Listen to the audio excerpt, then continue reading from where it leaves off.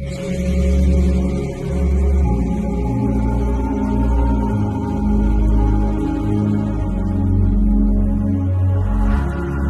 so welcome everybody to a special session about just transition in food and agriculture, being given by Jeffrey David Turk from the KU Leuven. He is a research fellow at the Scientific Research Center of the Slovenian Academy of Science and Arts, and he is also a sociology researcher at KU Leuven, where he specializes in the realist research methods in the social sciences with a focus on European policy and studies. And today he will tell us more about the just transition in food and agriculture to support our different humanizing technology experiments that we run in Hungry EcoCities. And today we're also joined by Bernard Cuny from the project Food Dysmorphia, and Philips and Linnea from Non-Human Nonsense from the project Council of Food. So without further ado, Jeff, the floor is yours. Okay, thank you. So yeah, this is my presentation on just transition in food and agriculture. So just transition is a technical term that's used in the EU. It started from the ILO. Are people familiar with the term just transition? No. Not really? Okay, so this will be something new. So I went a little bit more basic, covering really everything. So it may seem a bit too basic for people that do have some background, but otherwise I think it's good to actually cover a bit more. Okay, so this was the original title screen, but let's go to this. This is basically coming from a project that I'm concurrently doing. We just had our final report for my work package I led, which was on the social dialogue aspects of this with the trade unions and industrial relations in the just transition processes. So that's part of the Social Green Deal project that's also EU funded. And that one, I'm going to take a couple examples from that. So I don't really have, I've never worked in the food and agricultural sectors, so, but other people have, so I'm going to take their examples. This is a bit new, but I'm working on the trade union side and the inclusion and social dialogue aspects. So this is expanding a little bit my normal area that I work in, but it's going into the areas that you're working with in your projects. So I think it's actually useful to have this dialogue covering everybody's areas of expertise. So when we go into just transition within food and agriculture, it means we want to integrate sustainable practices that ensure environmental health, social equity, and economic viability. So all of these are parts that have to be taken into account. So you want to involve renewable energy, eco-friendly farming techniques, inclusive policies that are supposed to safeguard the planet and the people who are participating in getting their livelihood. So our collective goal is to cultivate a resilient, sustainable food system that supports all communities and ecosystems, which is kind of nice. Okay, so the reason we're doing this is because agriculture and food production is actually a huge participant has a huge ecological footprint. So it accounts for nearly a quarter of all greenhouse gas emissions. And so this is a big driver of climate change. It also impacts biodiversity loss, water usage, and pollution. So it's kind of important. So transforming this sector is crucial for a sustainable future. And you can see I'm integrating also, one of the things we were discussing is AI. So this is clearly, I'm using, this is DALL-E actually producing the images that I'm using in this. So I'm sort of merging AI, but I will not be really discussing AI in this. This will be really on food and agriculture, even though in another project that we're working at called Leuven, we're doing stuff with AI, particularly platform work, but that's not going to be a part of this talk. So we're really sticking to social dialogue and the green transition or a just transition. So social dialogue is a key for an equitable transition in agriculture. It involves the governments, workers, employers, and it is supposed to ensure that all voices are being heard and providing for sustainable solutions. So the benefits include collaborative goal setting, equitable solutions, and mitigating transition impacts. So there are some examples that I'm not going to be using here, but at the global level. It's not just the EU, it's also, well, a lot of it is being pushed by the EU, but we have examples from India and Brazil as well. So Denmark is doing a lot in organic farming, which is supported by national policy and also a huge amount of community engagement. Farmers in India are using solar-powered irrigation in one particular project, which is merging renewable energy with agriculture. Similarly, Brazil is using community-supported agroecology, promoting biodiversity in local economies, and Germany is using renewable energy projects like wind turbines, which sounds like it's not farming, but yeah, they're actually putting the turbines into farmland, giving the farmers access to that energy at reduced prices and promoting or making it more easily for them to gain benefits from the wind turbine projects. So these are some of the things that are happening at a global scale. So the just transition as a term started with the International Labour Organization, but now it's been pushed and the EU is promoting it as well.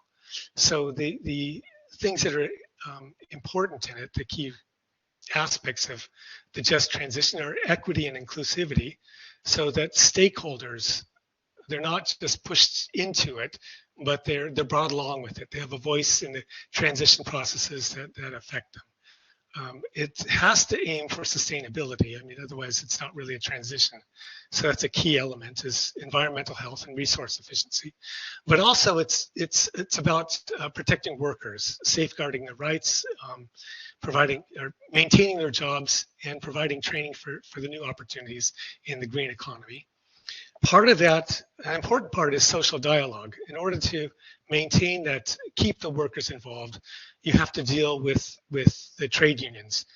The trade unions don't cover everybody. In Belgium, they do have fairly good coverage, and they negotiate for beyond the people that are directly involved in the trade unions. Across Europe, the trade unions are very much involved in workers' rights, even among people that are not members of particular trade unions, because they only cover, in Belgium I think it's about 40%. Other places it's smaller and it's declining. So trade union membership is actually declining. Nevertheless, the trade unions do play a part.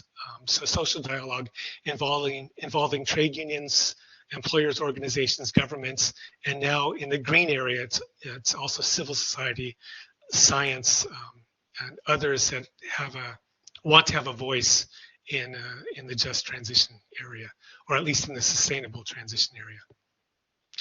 And so it also involves innovation and adaptation. So it's not just it's change, thinking outside the box, looking for new ways of enabling a just transition while protecting workers. Okay, so these are all important in the just transition. So I did want to put in a special slide on workers' rights and conditions of work. So this is the just part of the just transition. It really has to emphasize fair labor practices and maintaining safe working environments. It highlights initiatives for skill development, skill reskilling, training for new jobs in order to enable that transition. And it advocates for equitable jobs, equitable wages, and job security. And the trade unions, like I said, have a hugely important part in doing this. This might be a little bit new, but it's not so far-fetched now, is the outsized role that trade unions actually do have in this. I shouldn't say that they're playing that important role yet. This is a work in progress. I shouldn't say that they've made a huge amount of progress either. It's something that's coming online, and I think your projects are important to helping and aiding in this. Again, I think the hardest part is keeping the workers involved, and I'll have some examples also later. Also, feel free to interrupt if you want to cover things that I'm not discussing enough here. particularly when we get into the food and agriculture areas. And this is where I think, when you look in the news now, there have been these massive strikes where you have farmers actually in Brussels shutting down Brussels, and they're still claiming they want to protect diesel subsidies. This is a huge part of it, and they're effective in this. But I should say, on the other side, on the European side, there is the European Federation of Trade Unions in the food, agriculture, and tourism sectors, which is the umbrella organization for the trade unions across the EU that are in these sectors. And they're on the other side, or at least they're on the side that they recognize that climate change is a huge problem, not just because people are going to lose jobs, but an impact on the climate is going to have a severe effect on farmers' livelihoods anyway. So it's not a matter of pretending or maintaining subsidies in things that are unsustainable, but the EFFAAT, I'm not sure if they go with EFAT or not, they recognize that the concerns of the farmers, but they also recognize the importance of following the EU's Green Deal. So they insist on promoting the European Union's Green Deal and not abandoning it. So the Green Deal really has just transitions as a huge part of that. So making sure that we're not just providing or protecting the subsidies and diesel, but helping farmers to adjust to more sustainable ways of doing business. So rather than providing the diesel subsidies, subsidizing the transition to electric vehicles, electric farm equipment, and especially if you can use wind. I mean, in the farming areas, use wind turbines to provide energy, then you're actually providing something that helps them in that transition over to using more fair and equitable farming techniques that are not maintaining this sort of diesel economy. So the key parts of this are that you want to have sustainable environmental policies, but you also have to involve all of the social partners. And when you see that the farmers are protesting, you don't tell them, well, no, we're just going to cut off your subsidies. You have to get them involved in buying into something that's more sustainable in their area, in something that really affects them.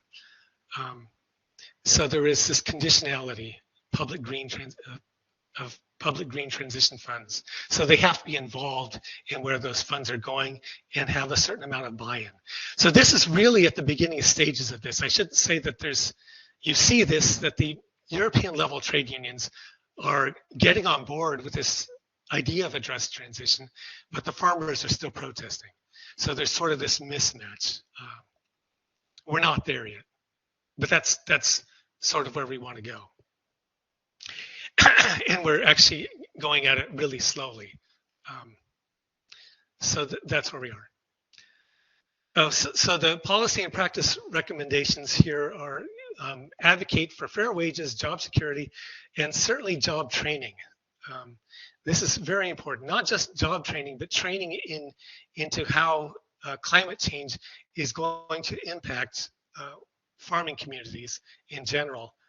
It's not something they can avoid and just try to maintain what they're currently doing, but they have to be proactive in seeing that the futures, if they don't go into some sort of drastic changes, they're going to be very impacted by climate change. So they will not be able to follow business as usual anyway. They might as well be in the forefront of pushing for change. So it's really, you need to encourage stakeholder engagement through social dialogue in order to be able to take people's concerns into account, but also help educate people into a more sustainable way of doing business in the future. So now I'm going to so this is not something I've worked on. This is, and I should say, this is not the same all over Europe. So Bernat is from Spain, and we, in our project, we had members in our European Green Deal project, our social Green Deal project, I should say. We have participants from Sicily in Italy. We have a Spanish group, a Bulgarian group, a Belgian group, and a Croatian group.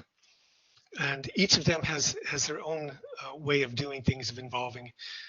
Some are more proactive, some are a bit more on the side of maintaining things the way they are, protecting workers, while the companies are pushing for this green transition. So this happens to be one of the cases from Sicily that was the closest, I thought, to the idea of this project. They're a bottling company, but they're involved in the food and beverage industry, clearly. So they're highly on board with this. I should say that the two countries that are most on board, where the trade unions are taking a proactive stance in pushing towards things like renewable energy in the companies, are the Italians, well, basically the Southern Europeans, where climate change is something that's already real to them. We're getting increased desertification, heat waves, fires. So at the general popular level, farmers can see that, yeah, this is something that's going to affect us. It's already affecting us. We want to be on the side of not just farmers, but general workers want to be on the side, a proactive side of taking into account these climate issues. So this is one particular company. It's basically a bottler for Coca-Cola, but has some other concerns. And they use the plastic bottling. So there's Fanta and some other ones that are involved in this. So this one, they really do keep their through social dialogue with the trade unions involved in the company. They are taking this proactive stance. They have incentives for workers to help out in pushing towards the different things, by like the photovoltaic systems for their providing energy. They have a trigeneration plant, which I'll explain later if people aren't familiar with that. They have an electric fleet of cars, and they're using these renewable plastics from recycled plastics in their bottling. They emphasize worker union dialogue for sustainable growth and for contract stabilization, so that people can move into these greener areas while maintaining their jobs and job security, which is very important for everybody. And it's also very transparent in what they're doing. Again, this is not something I worked on directly. It's what our partner did. I'm using this as a really good example. So the renewable energy, they have 2.3 megawatts of solar power. So they're using these solar panels in order to power it. They also have a trigeneration plant, which provides green hydrogen and biomethane. It does this by it provides heating and air conditioning. So they can actually use more of the, so they produce their electricity, but a byproduct of the electricity production is heat, which they use then for heating, and they also use it for the refrigeration. As you might know, refrigeration also produces heat, but then you can, while you're refrigerating one area, you can use that heat for the heating of the buildings and other things. So it's very sustainable. And they're also using this packaging. It's a recycled rPET. I'm not sure what that stands for, but it's a type of recycled plastics that they're using for their bottles. So they're aiming to make all of their bottling by the end of this year using these technologies. And also it's also this worker and union engagement on these environmental goals.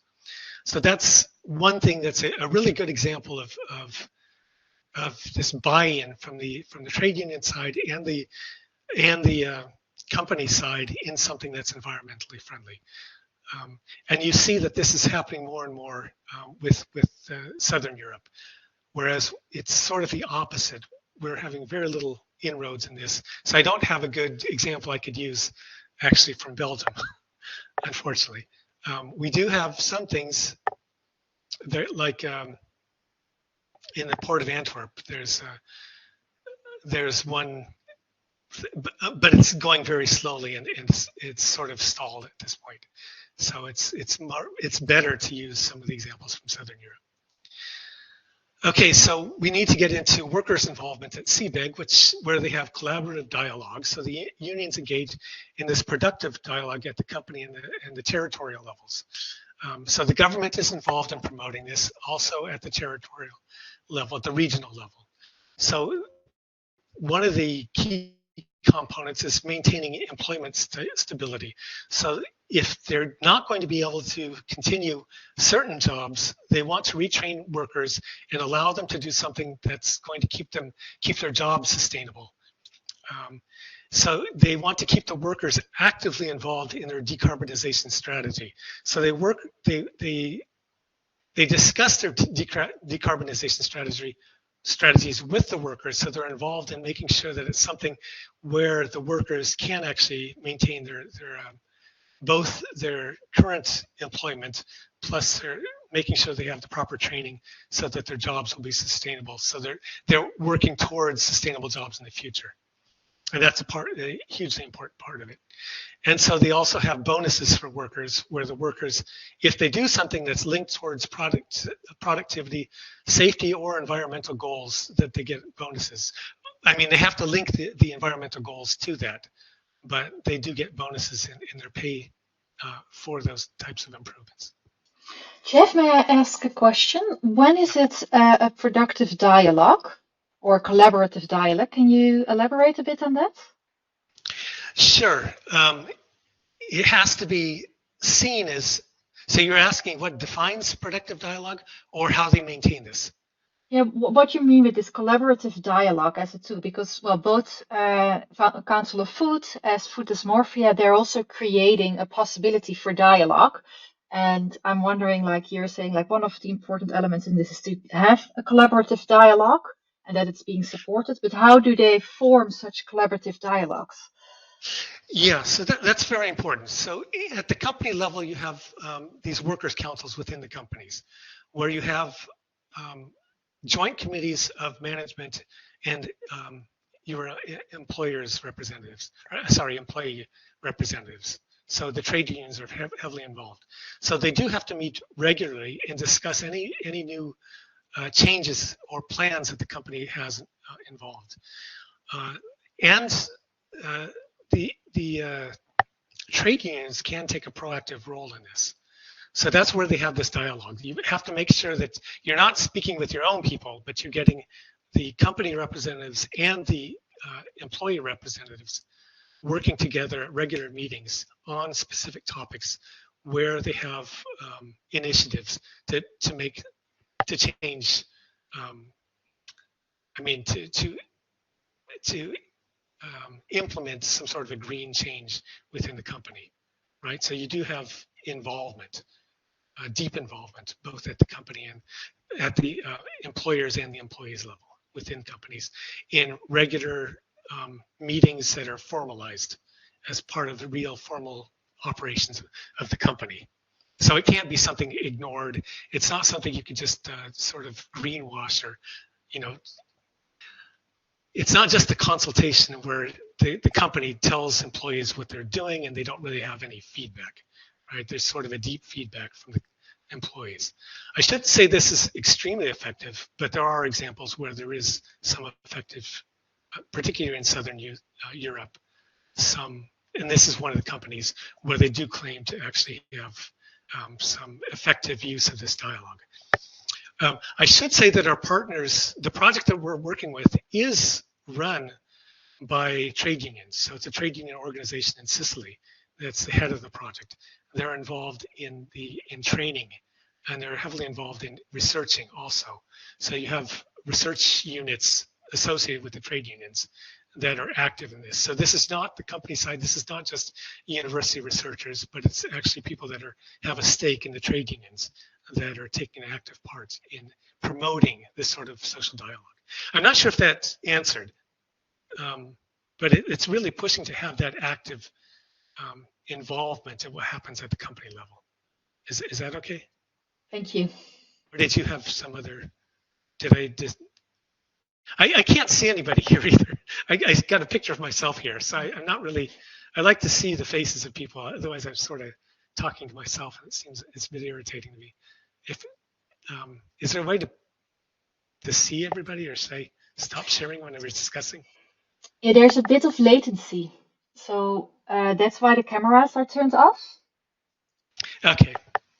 If this is okay, I mean, you can interrupt me by speaking, so I can hear you. Thank So you. that's fine. But raising your hand doesn't work because I can't see anything. Okay.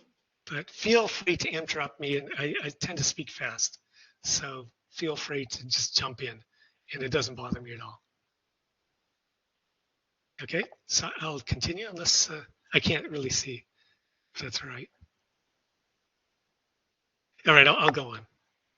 So the lessons learned from Sibeg, so they have strategic decarbonization. So their approach to carbon neutrality is I mean, they're setting a precedent for industry-wide sustainability efforts, and part of this is this inclusive dialogue that they have. So they have to regularly engage the workers in their strategic decisions, right? It's not just informing them, it's letting them have a say and adjusting what happens before they implement their plans. They do have an active feedback role for workers. And the workers have to go through training as well, and so that they can actually have that, right? It's not just random people not really understanding the issues, but they're trained in the issues and how they will affect the workers in the company. And they're not being trained by the company. The company does pay for it, but they're being trained by outside trainers in order to be able to have that informed feedback to the company in how it's going to affect workers and how the workers want to be involved in this. So it's economic and social integration in how they're aligning their goals with when they have new green initiatives at the company. So they really do want to have economic growth. I mean, it's company. It's its major goal, but also they want to do this by taking into account their employees and also benefiting the broader communities, because they do have regional involvement and some buy-in from communities in what they're doing. And so another thing is they have a focus on adaptation and innovation in how they can actually improve stuff. So opening, looking outside the box, looking for new ways of doing things. So that's something that was important for Sibeg. So, Jeff? yeah. Sorry, can I ask something about the sure. workers' engagement? So this example of Sibeg, that's a bottling company, right? And the workers involved, who is able to participate in the council or in the meetings, feedback meetings? Is it the people who are working in the facilities, working with the machines to make the bottles, or is it the managerial workers, or is it people who are transporting the bottles? Do you know a bit more, just to have an impression of who is this person who is giving the feedback? Yeah. So these, as you point out, these are employees. What I did say is that they do have a fleet of green. So now when they're delivering the bottles and that sort of stuff, their transportation is through electric vehicles, which they're using their own energy to support, and they're using as much green energy as possible. So they're producing electricity for their own vehicles, right? Also, if you look at if you're familiar with what's the main European network? Ionity does the charging. If you're familiar with electric vehicles, they have a huge network across Europe. They only use, or they claim to only use, I haven't looked into this myself, but supposedly they use only green energy, only sustainable energy in providing electricity for electric vehicles. So if you have an electric vehicle, you're pretty sure that you're not actually causing, you're not contributing to the climate problem. So that's one thing. Yes, their employees are driving vehicles. I'm not sure if it's the entire thing or just when they're delivering to their, what do you call it? They have to deliver it to distributors, right? If they're distributors, if they make sure that their distributors are using green energy or not. I don't know that much about how their distribution system is. Also, their suppliers, right? So they have, even though this is a bottling company, they do actually have herbs and stuff that go into a lot of Coca-Cola or whatever the other things. So they're also looking into their supply chains within agriculture. But that's not a main focus of what they do. They're really focused on what their own employees are doing and their own impacts on carbon. So they can't, the trade union that's involved here it can't really answer for the agricultural businesses that are supplying them, right? You understand? Yeah, I think my question. That's Thanks, but I was more thinking about just I'm trying to visualize kind of like this meeting also where there's the employees joining into these discussion rounds where they're giving feedback on strategic decisions, and I'm just wondering who is this worker who is able to participate in the council meeting that is also trained to participate, and is it the person who is making the bottles in the factory facility? Are they doing it during their working time, and are they taking a day to only work on the training, and there's days when they're working in the facilities? I'm just thinking about if I would be a person working in the factory, can I just join into these feedback sessions, or is it like in what sort of position do I need to be in the company to be able to participate?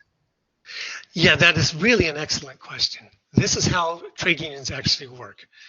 They're not uniform across all of Europe, but the trade unions within companies usually have a democratic system where they choose the representatives. So normally, if you have an interest in green issues and in workers' rights, you would put yourself forward to be elected to workers' councils, right? So you don't have everybody, it's not open to everybody because it has to be, you have a certain number of workers' representatives, and they're supposed to represent workers, and they go back to the workers, and they always explain what happened at the meeting. But it's not entirely open to everybody, but you do get to vote for who's going to represent you there. Once you have your representatives, these people are eligible for training, whether or not they take it seriously or take advantage of that. And there's a lot of it they have to go on their own. We have some examples of people that actually want to go and they get external training because they didn't see that the companies have to pay for the training, they're required to, but they have some say in that and they wanted to have more training than that was normally available. I don't know the exact what happens in the Sibeg company because that's not something I've studied. I'm only using what our partner has reported, so I can't particularly answer for that one. I know that in the Belgian cases, in the Flemish cases, they have the Flemish cases are well represented for workers' rights, workers' issues. They have a lot of power, but these green issues are very new, and they're sort of pushed out because they don't have the infrastructure for that yet. It's not such a major issue, and it's not a major issue for the workers in them, and it's not a major issue for Flanders at this point. They're not feeling it quite as much as in the Mediterranean countries. So do you understand what I mean? It differs by country, how they're run, how much of an impact they do have, and how big an issue these green issues are. Does that answer you a little bit? Yes. Thank you. Yeah, that's very good. Okay. Hi, Jeff. This is Bernat. I would like to ask something else. This sounds super good. I mean, it's very interesting, and thanks for sharing. And what happens with in many steps of the chain of the agribusiness, they use temporary workers, right? So, like, how do you involve them in as you mentioned, no, like in retraining and decision making when most of these workers are just temporarily picked or even bring to the country and then sent back again? So how is there any thought on this? Yeah, so that's an excellent question. Another excellent question. How do you represent people that are not within the trade unions and not directly, don't have a voice within a company which is represented by a trade union? I think that's what you're getting at, right? So yeah, exactly. Yeah, there are other representatives that actually do represent um, temporary workers, that sort of stuff. There are directives at the European level to make sure that they're not left out. The trade unions at the European level actually do go out of their way to protect their workers, but they're also saying they don't want to actually protect their workers by hurting these temporary workers, the ones that aren't covered by the unions. So the unions do take upon themselves to actually represent more than their own membership. Otherwise, no, you're absolutely right. They're not represented. And they're not really represented that well. If they're not in a company where they do have an active trade union role, there's slight representation for them, but since they're not actively they're not part of the democratic structure within that, they can't actually ensure that they have a voice. Does that answer your question? It's hard for them. Yeah, it's everybody recognize. Exactly, because it's not only they are temporary, but also maybe they're like in many cases, or at least in Spain, is they are migrant workers, undocumented. So yeah, people recognize that they're in really bad shape as far as their rights and working conditions. The only thing you can do on that is a lot of the companies in the agricultural field have to do they have to show that they have fair work, that the workers, when they're in their supply chain, that their workers have some sort of rights, but it's weak at this point. I don't think it's really protecting a lot of workers, and there are certain ways around it. But that's something that has to be worked on, and I think you're right. I think part of your project is to point out that, right? You want to show that when you go buy your fruits or your vegetables at the supermarket, that there's some hidden problems with it, and some fruits and vegetables are sourced in areas where workers are not being protected at all. Exactly.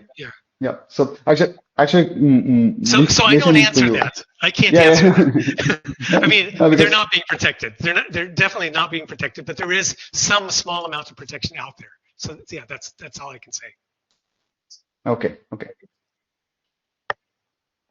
But if you want to continue that, you may know more about that if you're working with workers. That if this is something you're working on, I mean, it would be good to share for the rest of the group here too, to know your views on that.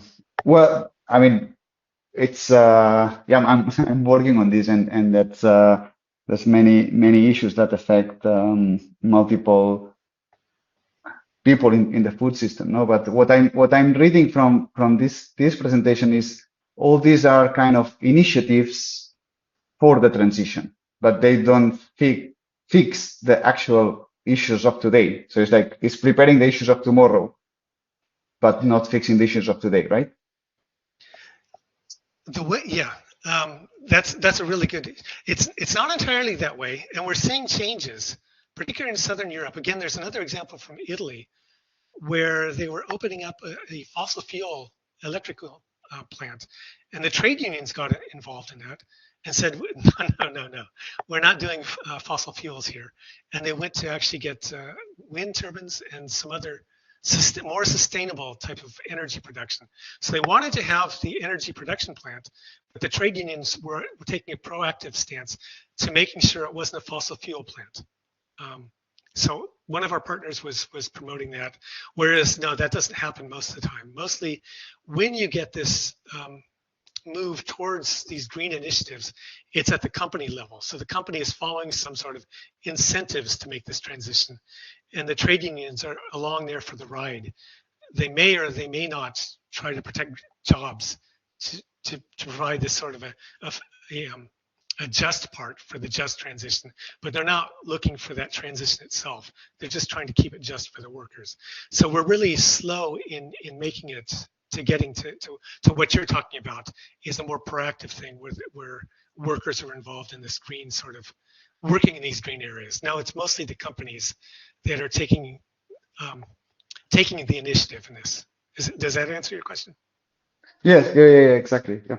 And also because at the end, the companies, they are driven by the market dynamics, right? So at the end, Absolutely.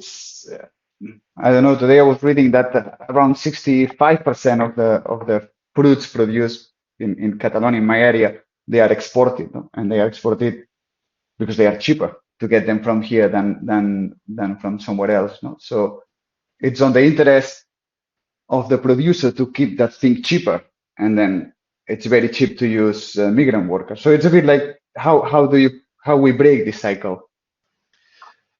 Yeah, I don't have an answer to that. Yeah, The only thing me neither, me neither. is you want to have representation there.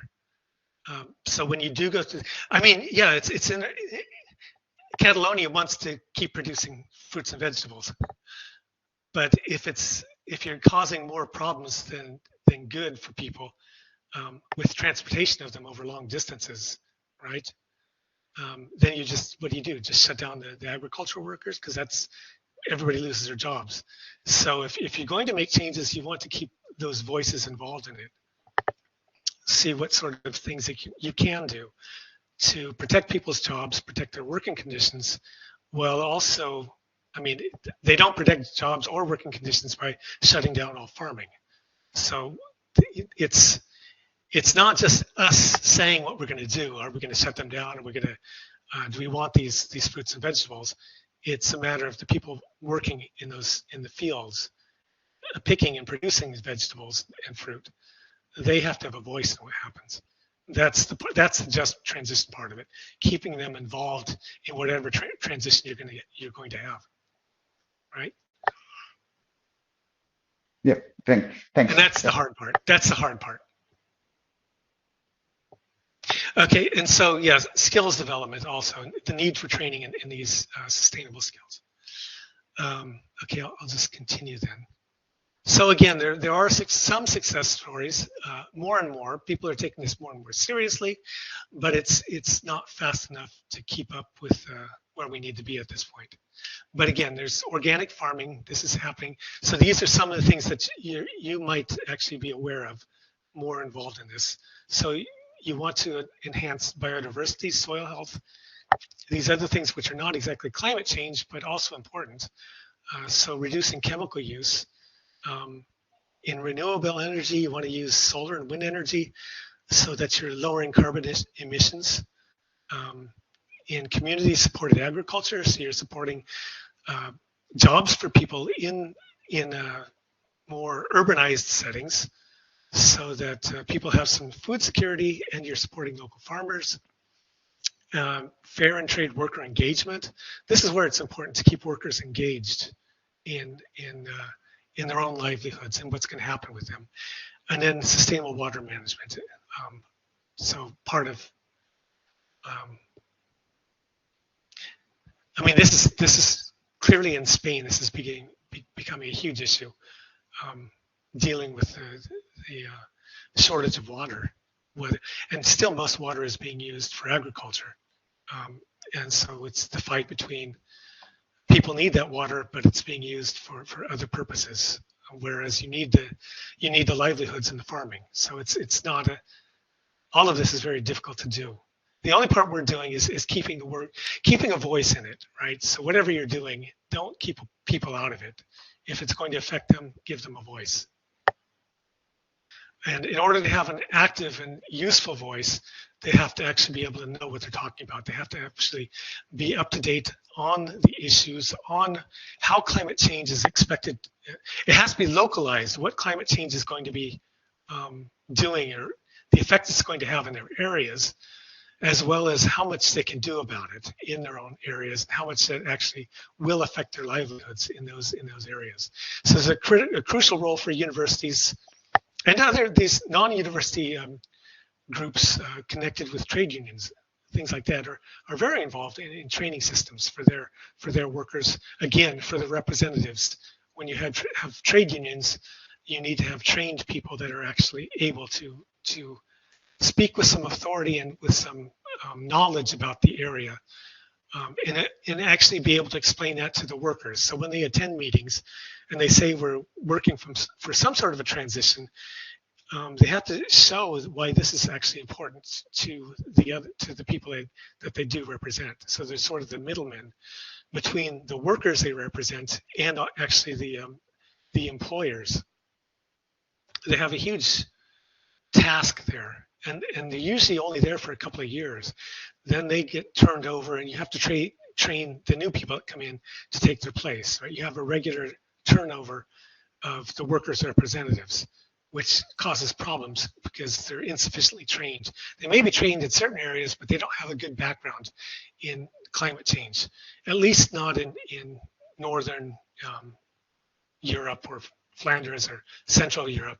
In Southern Europe, that's changing because of active trade union involvement in the training of people.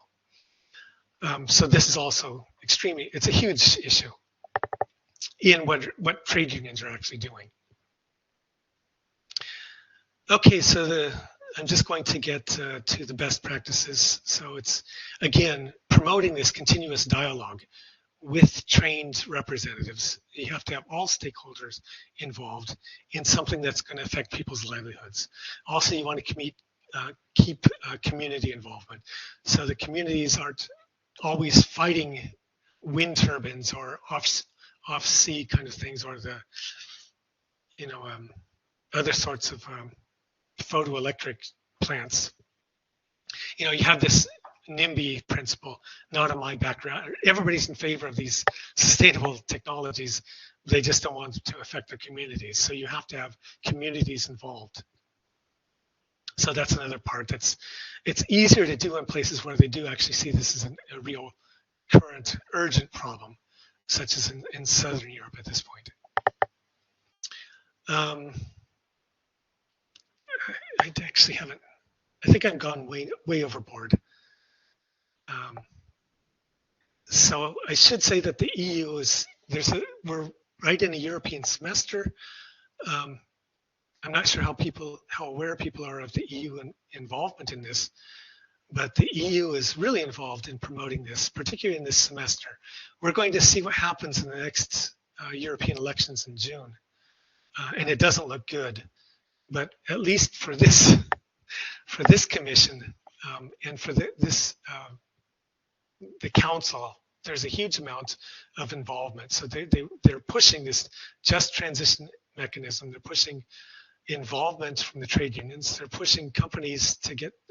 They're pushing social dialogue as a major issue that they're going to be discussing in the next 6 months before the elections.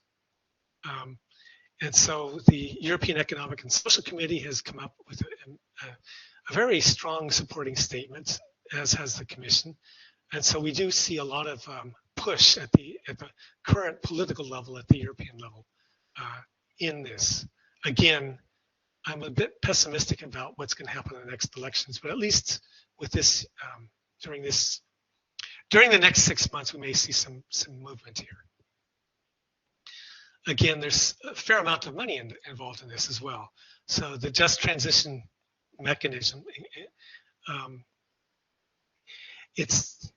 they plan to mobilize about 55 billion euros for 2021 to 2027. It's already in progress. It's again focusing on mitigating these socioeconomic impacts for workers. Mainly, it's really this just transition where workers are involved. They have a say. The trade unions have a say in these things. And the reason is you have to bring people on board, because right now what you're seeing is a lot of pushback against this green transition from normal working class people. They don't see this as an important issue for themselves. They think it's a EU thing, and they're on the wrong side of it. We're trying to bring them along. And in order to bring them along, they have to feel like they're engaged in it. So the whole thing is, we don't want anybody left along in this green transition. So it needs this is our call to action at the European level. It needs to be a united effort. Has to maintain these sustainability goals. There should be no conflict between workers or working people and this sustainable, because they're going to be affected the most, right? So they have to be working together with these sustainability goals. Sustainability really has to keep them on board and active. They have to have active engagement. and have to be committed to this because it's in their own benefit. We just have to help that along. That's where I see our projects coming into this as well. Art is not supposed to be just for elites, but getting down to people to see as much as we can to keep people actively involved, particularly working class, normal people have to be involved in this. So that's where I'm going to end. So thanks for your attention. We didn't have enough of a discussion, so I'd like to really open that up for more discussion. Unfortunately, I took most of the time, as usually happens in my talks. But I'm going to close my screen, and if anybody wants to discuss this a bit more, because you do have a lot to say, and your projects are geared, in my view, towards this. Thank you, Jeff. Thank you very much for giving us a walkthrough through this just transition and noting down the different collective goals on resiliency, sustainable food systems, and also supporting the communities and these ecosystems, and understanding the different ways trade unions do that from their side, from the workers' conditions, and keeping them involved, giving them a voice. And I think that giving this voice and making sure no one's left behind, that's an interesting topic for us to continue the debate about, also on how we can explore this active engagement and social dialogue through these humanizing technology experiments that the artists are working on. So thank you very much, and let's start the discussion.